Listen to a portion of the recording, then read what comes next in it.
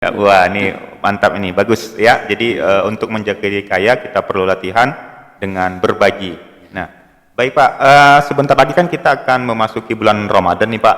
Ya, kira-kira apa nih program dari Basnas Kota Tanjung Pinang menyambut bulan Ramadan dan pada saat bulan Ramadan Pak?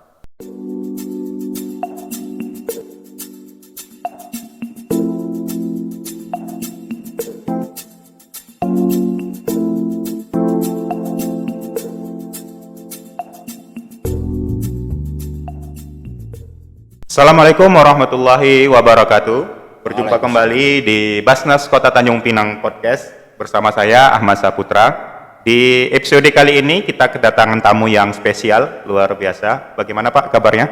Alhamdulillah, baik. Ya, kita kedatangan tamu Bapak Ahmad Husairi selaku Ketua Basnas Kota Tanjung Pinang. Gimana Pak kesibukannya sekarang? Alhamdulillah. Ya, biasa kalau menjelang bulan Ramadan ini mulai kita persiapan. Karena di masyarakat kita yang sedang berlaku biasanya waktu bulan Ramadan ini puncak-puncaknya membayar zakat. Oh, baik. Kalau dalam ibadah ini puncak-puncaknya ibadah, besar-besarnya pahala. Oleh karena itu banyak masyarakat yang mengeluarkan zakatnya pada bulan Ramadan. Nah, ini kita persiapan untuk menangkap peluang itu. Oke, berarti ini lagi momen persiapan menyambut bulan Ramadan Pak ya? Ya, betul. Ya, jadi sahabat Basnas semuanya, ya sebagaimana kita ketahui bahwa Pak Ahmad Husairi ini sebelum di Basnas pernah bekerja di bank Pak ya? Ya. Mungkin boleh di-share dulu Pak ke teman-teman. Oh iya. Kebetulan saya sebelumnya ada di Bank BRI dan di BRI unit khususnya, ya ini unit yang khusus melayani masyarakat yang mungkin mikro, menjabat sebagai kepala unit selama 23 tahun. 23 tahun Pak ya? Kepala unit ya. Sedang saya nggak mau naik-naik lagi ke atas karena enaknya di situ langsung bersentuhan kepada masyarakat. Ya. Dan baru pensiun tahun 2020. Semulanya saya mungkin nggak terbayang kalau mau bekerja di Basnas. Saya mau ngurus di masjid aja. Karena lembaga masjid itu keuangannya mesti kalau keuangannya bagus akhirnya bagus. Tapi karena potensi saya di keuangan diminta oleh pemerintah untuk membantu bagaimana supaya Basnas itu ya sama dengan lembaga keuangan yang lain, bisa setara, bahwa kita itu sama dengan perbankan, asuransi, terus mungkin ya lembaga-lembaga keuangan yang lain sama. Jadi itu Pak ya yang melatar belakangi Bapak untuk ikut bergabung menjadi pimpinan Basnas. Apa saja itu Pak kira-kira poin-poinnya Pak? Ya, yang pertama kita ini Basnas lembaga keuangan. Lembaga keuangan ya sama dengan keuangan yang lain. Kalau dalam departemen keuangan, pemerintahan departemen keuangan ada spesial. Lembaga keuangan pun juga spesial, pengelolaannya pun spesial. Dan itu harus ditangani orang-orang yang profesional. Menurut saya gitu, profesional ya, kompeten dalam bidangnya karena keuangan. Ya kalau kita tahu uang itu kalau bahasa guruannya bisa menjadi malaikat, bisa menjadi setan. Nah, memang harus ada sistem dan manajemen yang sangat rapi supaya ya samalah kinerjanya kayak perbankan. Perbankan kan ya menghimpun dana masyarakat saya gitu, baik bank syariah maupun bank konvensional sangat tinggi.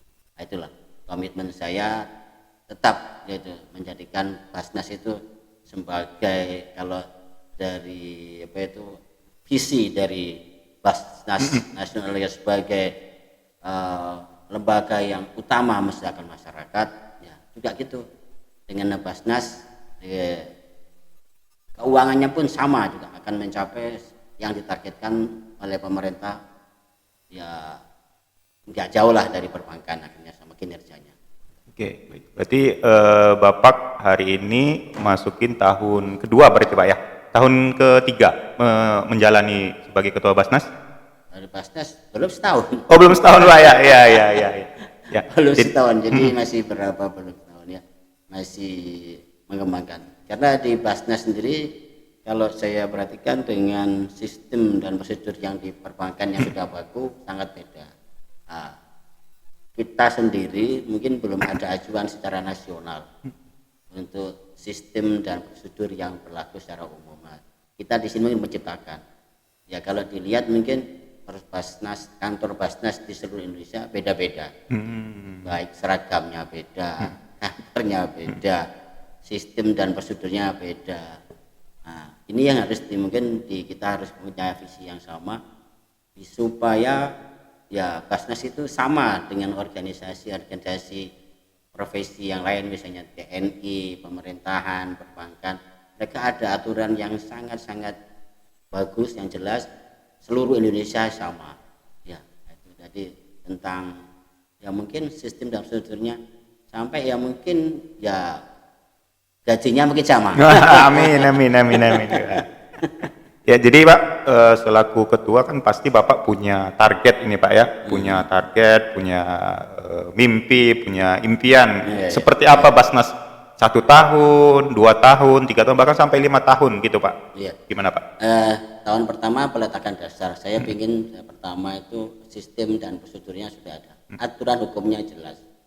Jadi jangan sampai landasan hukum untuk melaksanakan aktivitas itu beda. Kemudian yang saya amati job description-nya itu lebih terarah, lebih matang. Ya, terus terang aja mungkin karena baru saya di sini, kalau di perbankan itu jobnya jelas, tanggung jawabnya jelas, tugasnya jelas, jadi enak. Cuman perbedaannya di sini juga gitu kan, kalau di Basnas ini kepalanya tuh 5. Iya. Jadi yang tanggung jawab bidang-bidang, kalau tua itu sebagai koordinator aja. Jadi koordinator dari tiap kepala untuk menyampaikan itu salah satunya. Jadi targetnya mungkin kalau tahun pertama peletakan dasar itu, tapi yang target utamanya kan ada, kita harus mencari pengumpulan sebanyak-banyaknya, terutama muzakinya. Muzaki itu harus jadi utama. Kalau muzaki kita besar, mesti nanti penghimpunannya besar. Oleh karena itu data muzaki harus dipelihara. Nah, terus ya yang kita itu pertama target itu kalau dasar sistem dan hukumnya udah kuat, baru melaksanakan berikutnya. Itu yang mungkin tahun kedua nanti berusaha memiliki kantor sendiri. Ya, kita ingin punya kantor sendiri yang nggak sewa. Ya, kalau dilihat mungkin agak beda mungkin dari yang lama. Kalau dulu kita di kantor itu panas, banyak kipas angin. Ya, sekarang sudah beda. Kita full AC. Kerjanya ya lebih rapi lah, tempatnya pun lebih gitu. Kita mungkin nggak kalah dengan malu kita punya uang banyak, kalah sama perusahaan yang nggak, padahal uang kita banyak. Nah, itu kita harus mikirkan itu yang jadi ya sama lah kalau kita komunikasikan ke bankan, ke kantor Telkomsel, kan itu kan sama-sama keuangan ya, kita harus menyamakan kayak gitu, apalagi tidak banyak. Nah, dengan uang banyak kita melayani masyarakat sebagai lembaga yang utama untuk membicarakan masyarakat, kan uangnya untuk masyarakat. Ya, kalau ya pendapatannya yang enggak besar karena disesuaikan dengan aturan yang sudah ada. Kalau pendapatan dari masyarakat itu besar, otomatis yang digaji di Basnas juga sesuai dengan porsinya dan jumlahnya. Jadi ingin kan juga nantinya lembaga Basnas itu sebagai tempatnya orang-orang yang yang the best lah, untuk bekerja, untuk beramal, dan pasti jadi bukan kalau kerja di Basnas sama kerja di perbankan mungkin orang sama lah. Nah kita gitu, bikinnya kayak gitu, dengan gaji yang cocok, kinerja yang bagus. Ini yang kita masih dipikirkan, kita masih berusaha di sana, sama-sama bekerja. Siap. Ya, luar biasa teman-teman, sahabat Basnas semuanya. Ya, jadi apa yang diinginkan oleh Pak Kuseri beserta pimpinan yang lain agar menjadi lembaga utama mensejahterakan masyarakat, kemudian menjadi pilihan bagi masyarakat untuk bekerja di Basnas ya Pak ya. Ya, ini menarik sekali. Kira-kira Pak, strategi untuk mencapai target-target tadi atau impian-impian Bapak tadi itu gimana tuh Pak? Ya. Yang pertama secara umum kita pahami di masyarakat bahwa ibadah zakat itu kalah populernya dengan ibadah-ibadah fardu yang lain. Oke, ini catatan mungkin Pak ya, Iya. ibadah zakat kalah populer dengan ibadah-ibadah yang lainnya. Ya, misalnya dengan syahadat Oh. kalah, dengan sholat kalah itu. Apalagi dengan haji dan puasa. Ya, padahal kalau secara umum kalau ibadah zakat itu populer, sesuai lah dengan firman Allah bahwa kita itu menjadi orang Islam yang rahmatan lil alamin. Dengan adanya zakat itu secara nggak langsung tersirat, umat Islam itu harus sebaiknya kaya. Baiknya kaya. Kenapa gitu? Karena di situ ada kewajiban untuk berzakat. Yang mampu gitu Pak ya. Yang kaya, yang mampu, gambaran mampu yang kaya. Biasanya mampu. Cuman ya gitu, mungkin nggak banyak yang melihat bahwa kita sebenarnya potensi kaya itu ada besar. Ya kita kalau cerita-cerita itu kalau gambarannya kalau kita pemain sepak bola, kalau menjadi ahli sepak bola, skillnya tinggi, latihannya harus kuat, harus banyak, sering latihan. Untuk menjadi kaya pun juga gitu. Ya harus banyak latihan, harus kuat latihannya. Nah, kalau banyak latihan artinya mungkin banyak melakukan sedekah atau infak, ya atau infak atau memberilah gambarannya itu latihannya. Karena kita yakin bahwa orang yang banyak memberi atau banyak bersedekah tidak ada yang jadi miskin. Sama juga kalau kita lihat lagi ada Ramadan, kita belum pernah selama saya jadi umur ini belum pernah dengar oh kampung ini meninggal 5 orang karena puasa Ramadan, nggak ada juga. Ya, benar, Pak. Ya, juga belum pernah mendengar ada orang banyak bersedekah terus miskin, nggak ada. Nggak ada juga Pak ya. Nggak ada juga. Nah, ini keyakinan. Nanti kita menumbuhkan kepada masyarakat bahwa kita membiasakan diri untuk memberi latihannya. Ada kawan yang latihannya tiap hari ada memberi dia, nggak banyak. Jadi mungkin uang 2.000 atau 5.000 katanya tiap hari, karena kemampuannya segitu.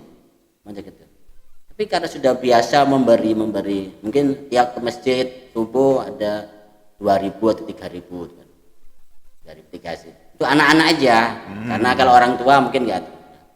Tapi karena sudah biasa itu, hatinya lembut, perasaannya pun lain. Nah, jadi memberikan pun juga enak. Nah, itu yang latihannya. Terus sering latihannya sering, kemudian ya lebih kuat. Akhirnya karena latihan sering kuat, akhirnya bukan hanya 5.000 atau 3.000. Nanti mungkin habis gajian atau pendapatan udah tahu nih, sisihkan sekian. Dan yakin berapa orang yang pakai metode itu bisa jadi keinginan tercapai. Mungkin kalau kaya secara umum mungkin beda karena medannya beda ya kayaknya. Tapi dia merasa cukup gitu. Nah, itu yang saya saya sering sedikit. Kita populerkan ibadah zakat. Dan sebagai amil saya berkenan bahwa saya bertugas ini sebagai ya orang yang diberi tugas oleh Allah untuk meningkatkan ibadah zakat. Yang utama zakat. Kalau enggak zakat diambil sini di Basnas ini juga enggak apa-apa. Tapi melaksanakan ibadah zakat. Cuma di mana aja. Kalau di Basnas lebih enak karena ya lembaga yang resmi dari pemerintah. Ada aturannya, ada SK-nya, terus jobnya juga jelas. Saya kira itu sudah. Baik. Jadi menarik juga nih apa yang disampaikan Pak Husairi tadi bahwa untuk menjadi kaya perlu latihan ternyata Pak ya. Ya, perlu iya, latihan. ini sahabat Basnas juga perlu dicatat ya, dipraktekkan yang lebih penting Pak ya. Ya. Ternyata untuk menjadi kaya itu kita perlu latihan. Dan latihannya itu ternyata bersedekah ya Pak ya, bersedekah memberi sesuai dengan kemampuan yang kita miliki. Tadi kalau dicontohkan ada yang rutin memberikan 2.000, mungkin kemampuannya 2.000 gitu Pak ya. 2.000 pertama mungkin. Berarti pertama nggak apa-apa. Kalau perintah itu dilaksanakan semampunya. Benar Pak. Tapi kalau larangan itu harus nggak boleh dilaksanakan. Kalau perintah semampunya. Misalnya anak kecil puasa waktunya cuman sampai jam 10 ya nggak apa-apa. Latihan Pak ya. Latihan sampai jam 12. Ibadah pun juga gitu. Kalau sholat pun bahkan juga gitu. Sampai yang nggak mampu berdiri boleh duduk. Sampai kayak gitu. Nah, zakat pun juga gitu. Kita akan Kita kalau mau jadi orang kaya harus latihan yang banyak, harus latihan berbagi. Ya. Nah, gitu. Siap. Wah, ini mantap ini, bagus ya. Jadi untuk menjadi kaya kita perlu latihan dengan berbagi. Nah, baik Pak, sebentar lagi kan kita akan memasuki bulan Ramadan nih Pak. Ya, kira-kira apa nih program dari Basnas Kota Tanjung Pinang menyambut bulan Ramadan dan pada saat bulan Ramadan Pak? Ya. Yang pertama proses sosialisasi yang melalui podcast, melalui media-media spanduk, melalui media-media mungkin di media sosial lain, FB, Instagram dan WA kita ada sering itu tetap laksanakan untuk persiapan itu menjaring. Terus mengingatkan kepada masyarakat bahwa sebentar lagi Ramadan, jangan lupa pada zakatnya. Seperti zakat tadi bahwa kebanyakan masyarakat itu membayar zakatnya pada bulan Ramadan. Dan diingatkan bahwa zakat itu bukan hanya zakat fitrah. Benar Pak, benar. Zakat fitrah. Zakat fitrah aja enggak. Zakat itu zakat mal. Ibadah zakat itu sama dengan ibadah yang lain, ibadah. Tapi kaitannya dengan yang lain atau sosial sangat besar. Jadi kalau kita sudah ada kewajiban zakat, tapi kita tidak melaksanakan zakat, sama dengan ibadah yang lain. Kalau kita tidak melaksanakan sholat, kita kewajiban sholat, kita harus mengkodok. Zakat pun gitu, kita punya utang soalnya. Punya utang. Yang repotnya ini utang kita sama orang-orang yang dalam zakat disebut asnaf, golongan antara lain fakir, miskin, fisabilillah dan lain-lain. Ya, kita utang. Nanti kalau enggak kita bayar, kita utang sama mereka. Bayangkan kalau kita utang sama orang kaya, orang sama miskin kita utang. Kayaknya orang miskin kita ambil. Mikirkan kita gitu. Terus juga menginformasikan juga kalau di daerah kita Tanjung Pinang banyak orang yang perantau. Perantau. Jadi zakatnya mungkin dikirim ke luar Tanjung Pinang. Kita bisa memfasilitasi itu.